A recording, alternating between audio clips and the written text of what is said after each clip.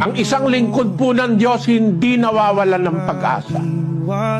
Kung halimbawa wala ng taong tutulong sa iyo, meron pang isang natitira, meron pang isang Diyos na mas nakakaunawa ng lahat ng bagay kaysa sa kanino man tao. Huwag tayong mag-atubili pag meron tayong gustong malutas na suliranin, meron tayong problema, meron tayong kahirapang dinaraanan sa buhay, lumapit tayo sa Diyos. At meron pong Diyos na nakikinig ng panalangin kung susunod tayo sa Kanyang mga kautusan. Wala pong bagay na mahirap para sa Diyos.